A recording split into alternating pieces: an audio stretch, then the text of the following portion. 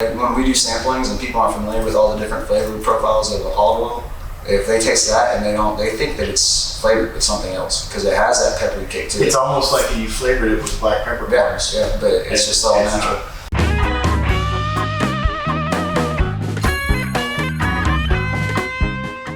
So yeah, I have somebody coming in and help me with some stuff here in a little bit, but for now there's no people.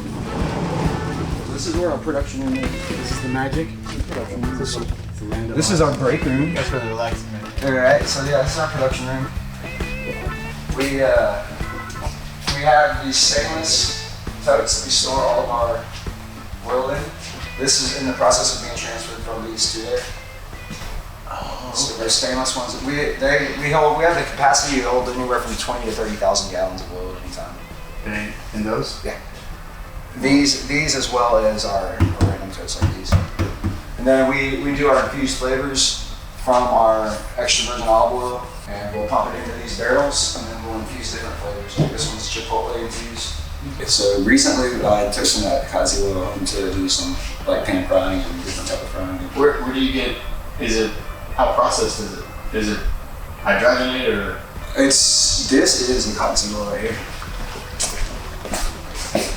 Oh, well that's nice. That just came straight from Lubbock. We went to the refinery where they do it, so.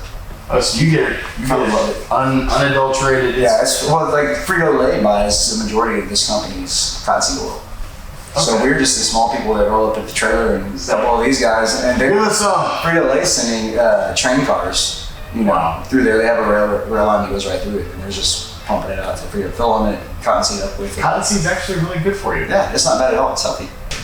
This is the blend of our different types of olives we grow.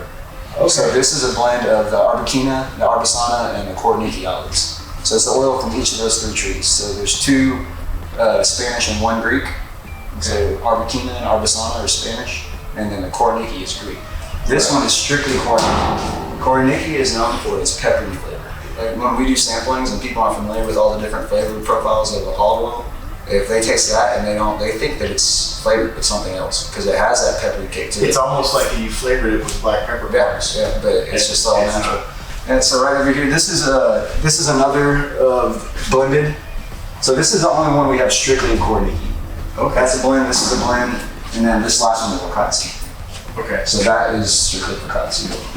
This is just the only climate-controlled area that we do all production and we keep the majority of the oil in. We do have a couple extra totes of oil that are out here in the part that's not climate-controlled. But those are what we're using for our production. So these are old totes, or old barrels of olive oil that didn't pass to be, it was not as good a quality. So it happens in every harvest. There's a little bit of it that comes out that way. We turn it into soap grade oil, and then people that make soaps, I just had an email that somebody needs 5 gallons from soap. All of our glass, we get all of our glass from Italy. So I don't know if you know, but in Italy they go on vacation for a month a year.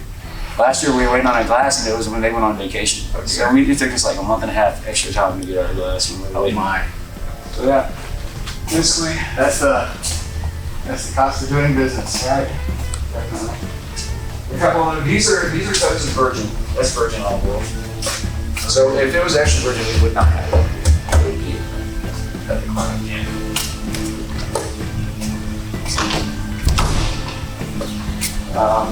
Offices. This is kind of messy, but it's normal offices. And then we have our little conference room here.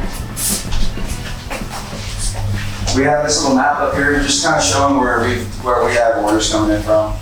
Oh, that's fun. Yeah, and it hasn't been updated in about 3 or 4 months. Normally I'll do that randomly. I'll just pull out some of our information and stick some things in there.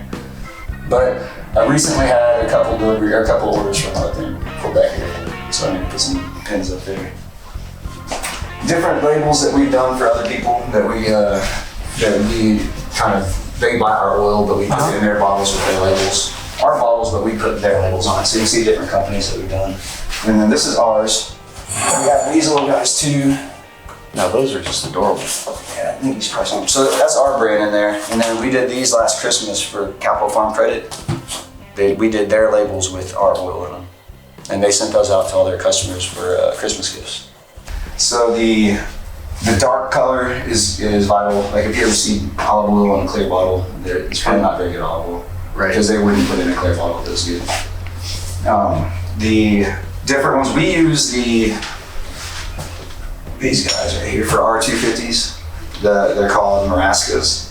They're square. We like them better because of our automated labeling system. We have an automated labeler and just run through them better. The round bottles don't run through it. You have to get a whole different machine. These are the bigger versions of 500s. These are called Frascas. I like that one. Yeah. Well, I got you set up with some of that thick one. Mike told me to get you a little 6-pack of extra virgin with those bottles. Well, that's just fortuitously wonderful. But yeah, so September last year it took a little bit longer due to the amount of rain that we had throughout the harvest. We can't harvest in downpour, so we had to take days off at a time, and it prolonged it to over a month-long harvest, which we should have been in less than a month. But that's just what you have to do. How does that affect the production itself? Product. It didn't affect the product. That's you can't harvest when it's raining downpour because the fruit will be saturated. It'll be waterlogged and it will increase back well. The farm is in Cotulla, Texas. So we're on Interstate 35 here. Right. You go directly south on Interstate 35 through San Antonio until you get about 50 miles north of the border. And we're on the interstate on the same side of the interstate as we are here. Okay. Down there, you can see the whole orchard from the highway. How many acres is it? About 300. About 300 acres in high dense farming. So there's around 250,000 trees on that 300 acres. Wow. That's from the cattle harvester. You can see it overlooking all the orchard right there. Holy cow. That's how we get the fruit off the tree. We ship that one to California yearly to harvesting for farms in California, which has nothing to do with our product, but we have to pay for that machine. It's gone a couple months of the year right after we get done, and we ship it out within a couple weeks after we get done with our harvest. It's on a truck to California. Harvested. It's crazy. It's a different lifestyle because I'm not a farmer by any means. I'm from Houston. I was a city boy my whole life. And where in Houston? Northwest Houston. Went to Klein High School. I've known the owner Michael since we were going to college. We managed competing bars. I managed one bar, he managed the other. We became good friends, and he told me I went down to help him on the farm. But before I got hired, obviously, he said, once we get into production, this was 11 years ago. Once we get into production, I'm going to give you the opportunity to be my first hire. And he hired me, so been working here since. Yeah. I don't plan on going anywhere. It's going pretty well lately. We don't sell those with our label. Those particular ones, we make those for other people. Oh. So we're hoping that these companies that buy our oil will get into places like HEB, so that our oil is an HEB, but so is this other company's oil, but that's actually our oil as well. You know what I mean? So we can have more people that are still using our oil with their label on it. Right. So like the basil is really good. We don't have it with our label. Other people have it with their label, but we have it here because I bottle it for them. But it's amazing. I like getting my fresh pizza and drizzling it over the top of my pizza right when it comes out of the oven. New recipe I'm trying out. Texana roasted garlic oil. Olive oil. Oh my God, this stuff is absolutely amazing. Grown here in Texas. I call these grilled fried taters.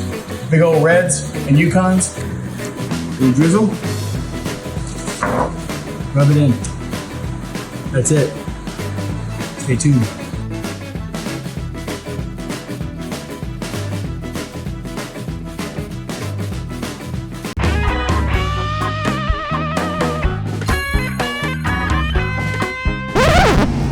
Wait, stop.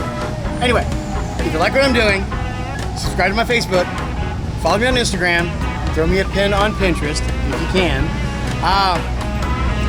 and follow me.